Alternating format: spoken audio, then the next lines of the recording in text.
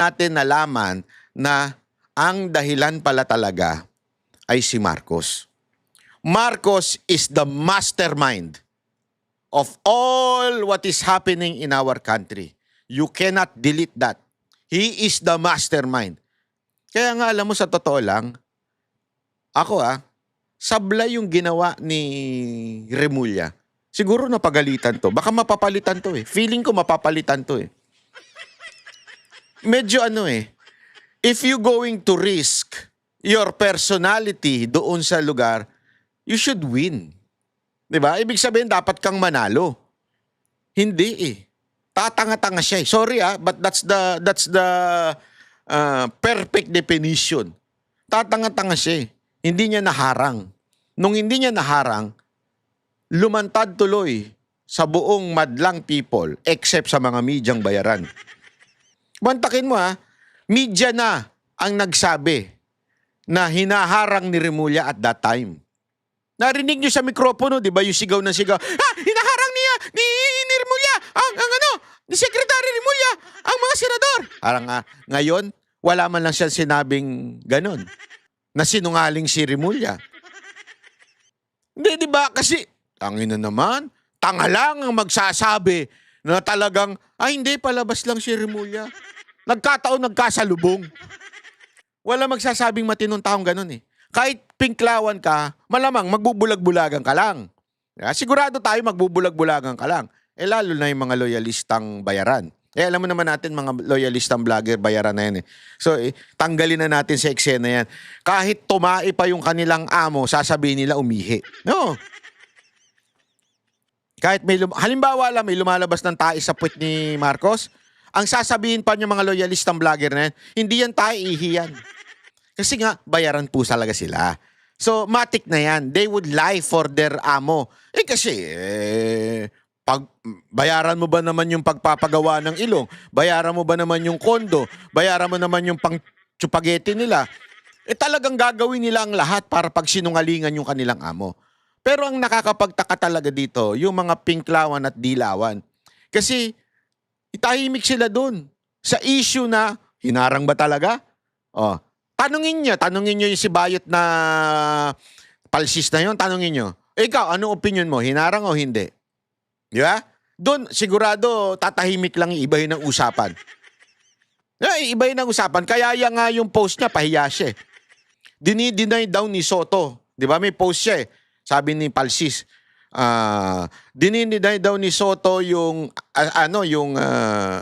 eto na nga, ipakita na nga natin para mas maganda kasi para sigurado tayo sa ating i-quote. Alam mo naman, pagka-quote, kailangan quote, di ba?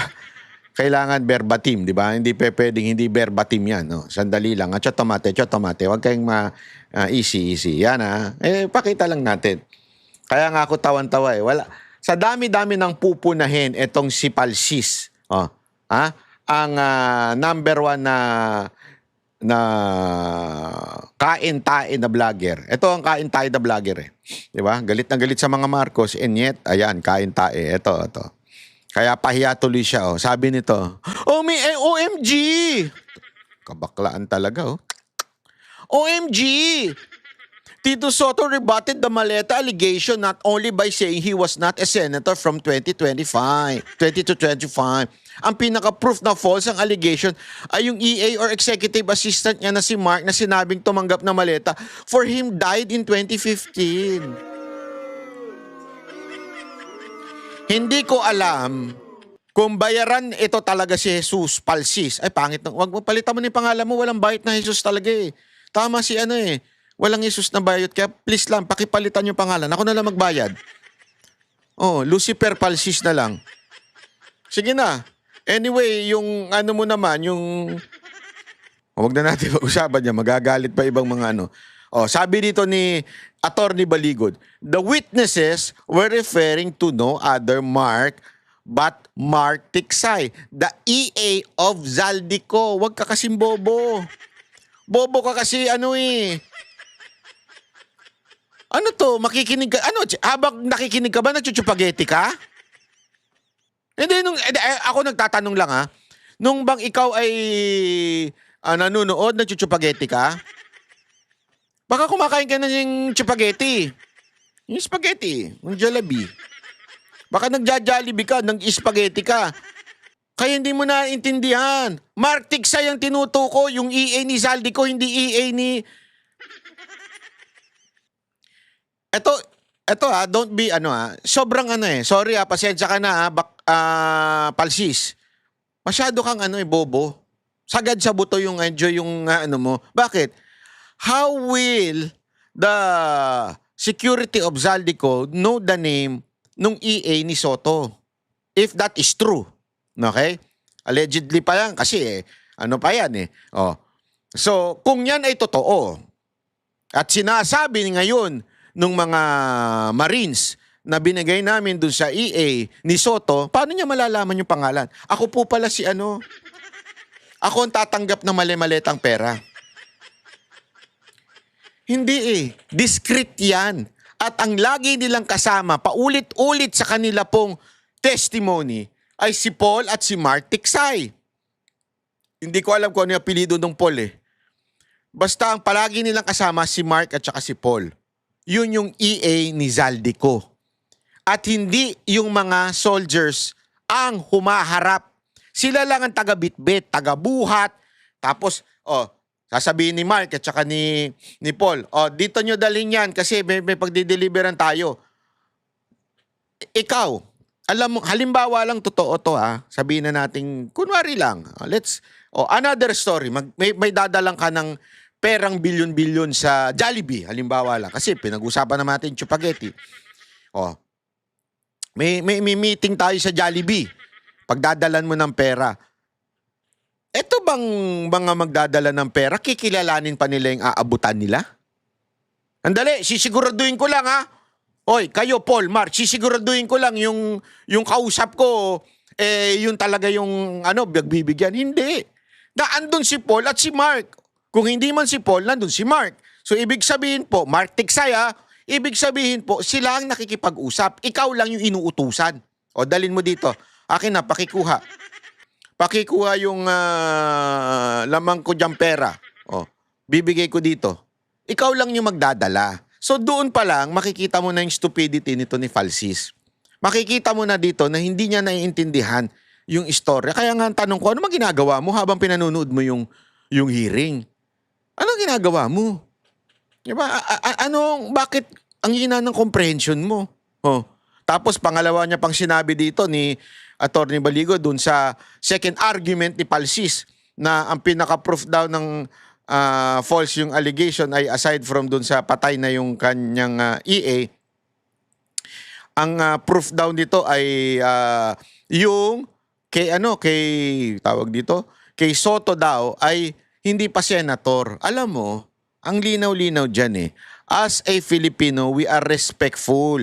Tama yung sinabi ni Baligod. Kaya hindi kami pa siya, kahit hindi pa siya senator noon, but as senator before, we keep the title in addressing a person. Kaya naman kahit hindi ka governor si Chavit, Governor Chavit ang tawag sa kanya. Kahit retired na si Esperon, General Esperon, di ba? Kahit marami pa.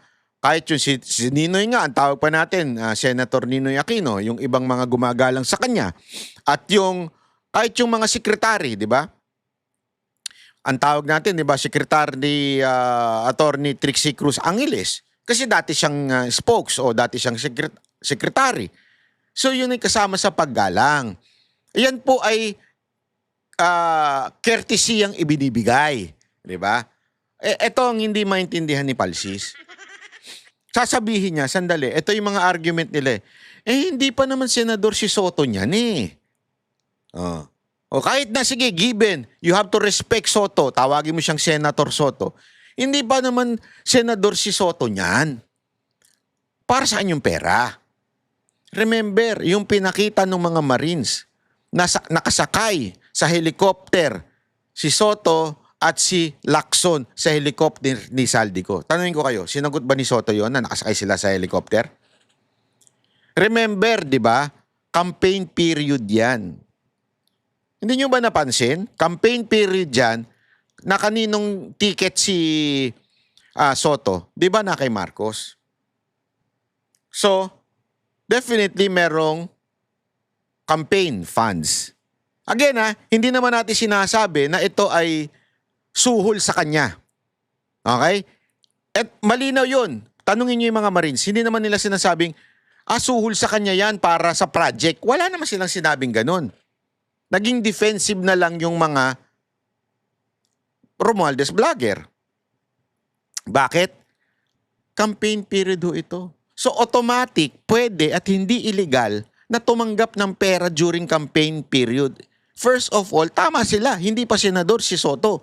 Therefore, there is no illegal or crime committed at that time. But the question is, did he receive the money or not? Di ba? Don't tell me na kampanya ka, wala kang natanggap na campaign funds from the administration. Di ba? Pwede naman niyang i-argue na, hindi ko naman alam kung saan galing yung pera na yan O, di ba? But again, the point here is, there is no illegal at that time. So, masyado naging defensive. Kung campaign money yan, di ba? Hindi naman nila dinideny na sumakay sila doon sa helicopter, walang denial. Ibig sabihin, there's nothing wrong. Sabi nga there's nothing wrong kung tumulong si Zaldico sa kampanya ni Soto at ni Lacson. Ang matindi dyan ay ito. After the election and they won, what happened? What happened? Agad-agad, naging Senate President siya. Agad-agad, tablado ang hearing pagdating dito sa Marines. Tablado ang hearing pagdating sa flood control, corruption na involvement ni Zaldico at ni Romualdez. But there is no crime. Again, there is no crime if ever true. If ever true. If ever true yung sinasabi ng mga Marines na tumanggap siya during the campaign period. Di ba? So, yun lang ang akin po mga kababayan. Napaka linaw po niyan na sana maunawaan po natin na dito mo makikita talaga na there is a syndicate or masasabi nating cooperation with each other from the executive to the legislative, Congress and House and Senate, maybe judiciary, and maybe sa mga bayarang media at mga pingklawan na vlogger. Kaya nga ang tanong ang laging binibintang ng mga netizen dyan kay Palsis yung Romualdez vlogger daw siya. Pero ang argument niya, hindi ako una naglabas ng whole departure order. And that's not banat. That's not criticizing. You're just reporting. So, that is not a valid argument na tusuplak yung mga balita na naririnig natin sa ibang mga netizen na ikaw ay bayaran di umano ni Romualdez. So, yun. Kami ang boses ng masa, hindi natatakot. Katotohanan lang, di kami nalulunod. Walang bahid ng sismis, lahat ay totoo. Kahit sino ka pa, pag mali ka babanatan ka. Walang pinipili kulay, wala kaming kinikilingan. Basta para sa bayan, kami lalaban. Pagdama palakpakan, pag mali banatan. Di matitinag, di matatakot, para sa bayan tuloy ang sigaw. Sa harap ng kamera, walang halong takot. Mga baluktot, lahat kayo'y tutok.